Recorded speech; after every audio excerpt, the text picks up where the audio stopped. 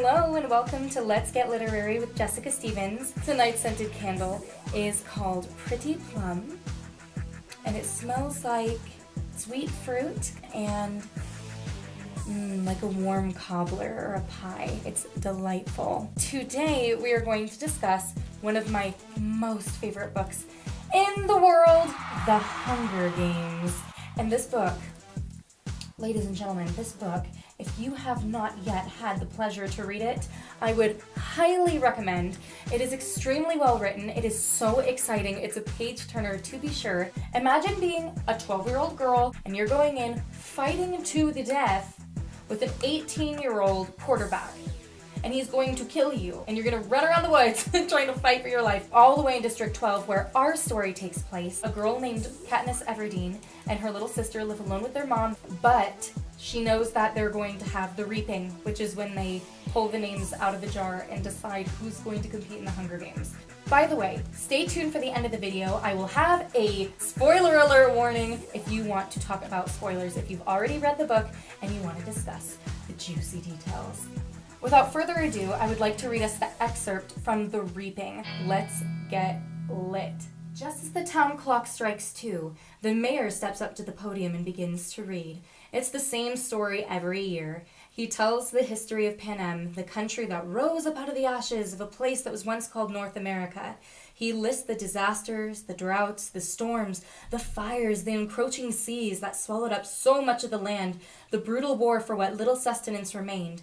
The result was Panem, a shining capital ringed by 13 districts which brought peace and prosperity to its citizens. Then came the dark days, and the uprising of the districts against the capital.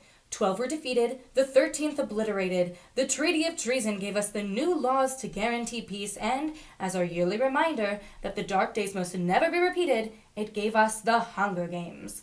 The rules of the Hunger Games are simple. In punishment for the uprising, each of the 12 districts must provide one girl and one boy, called tributes, to participate.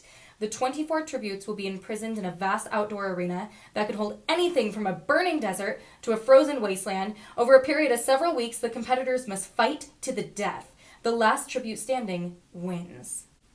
Taking the kids from our districts, forcing them to kill one another while we watch, this is the capital's way of reminding us how totally we are at their mercy. How little chance we would stand of surviving another rebellion. So whatever words they use, the real message is clear. Look how we take your children and sacrifice them, and there's nothing you can do. If you lift a finger, we will destroy every last one of you, just as we did in District 13. To make it humiliating as well as torturous, the capital requires us to treat the Hunger Games as a festivity, a sporting event pitting every district against the others. The last tribute alive receives a life of ease back home, and their district will be showered with prizes, largely consisting of food. All year, the capital will show the winning district gifts of grain and oil and even delicacies like sugar, while the rest of us battle starvation. It is both a time for repentance and a time for thanks, intones the mayor. Then he reads the list of past District 12 victors. In 74 years, we have had exactly 2. Only one is still alive. Haymitch Abernathy, a paunchy, middle-aged man who at this moment appears hollering something unintelligible, staggers onto the stage, and falls into the third chair. He's drunk. He's very drunk. The crowd responds with its token applause, and he's confused and tries to give Effie Trinket a big hug, which she barely manages to fend off. Oh, poor Effie. The mayor looks distressed. Since all of this is being televised, right now District 12 is the laughingstock of Panem, and he knows it. Oh.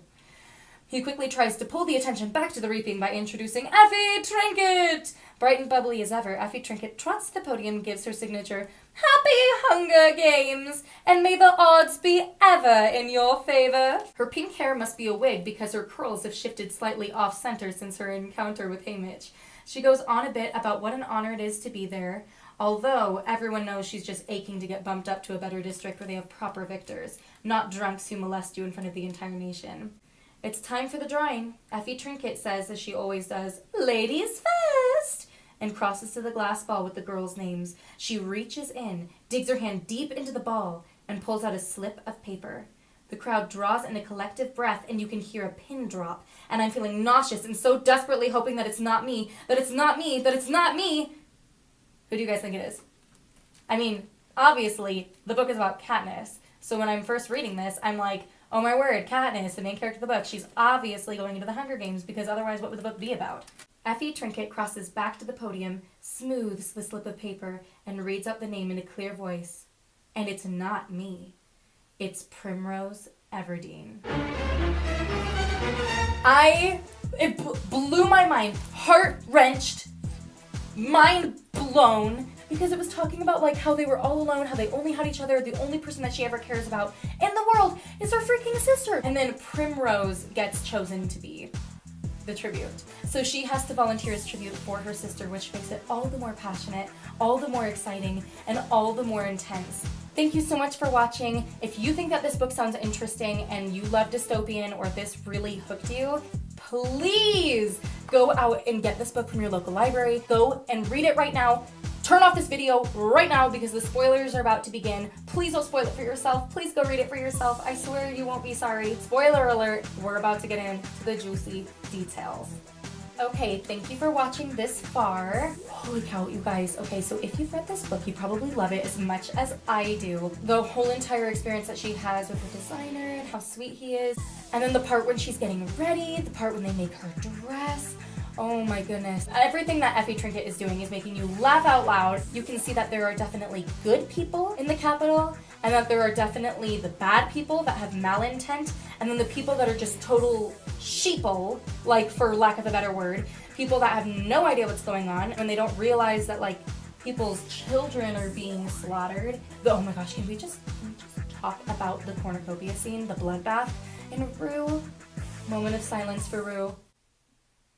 And the freaking creepy part when they created those disgusting, like, eerie creatures with the human eyes. And, like, it's all coming back to me now. Okay, yeah, it was just really gross and really scary. And then Peeta and Katniss are alive in the end, and obviously they don't want to kill each other, so they do that thing with the berries. Oh, child. That was the most intense. And then they put it in their mouth, and I was thinking, weren't you thinking it too? When you were reading it and you're like, what? They can't die, it's book one. Or they can't die because then everyone wins. The Capitol can't win, right? We can't let their government win. Those guys were total heroes. To take a stand like that, it was such a brave and bold move. I loved it. I loved every minute. Thank you so much for watching to the end of the video. I hope you enjoyed getting deeper into my favorite book with me. I love The Hunger Games. I love Katniss. I love everything about this story. I love Suzanne Collins. Please, please subscribe and share this video if you also like The Hunger Games, and comment below with the next book that you think I should review. Tell me your favorite part of The Hunger Games, book one, in the comments below. If you give any spoilers, please put a giant spoiler alert before your post, guys, because come on, you know that's not cool. Thank you for getting literary with me. I hope you guys have an excellent day. Thank you so much for watching.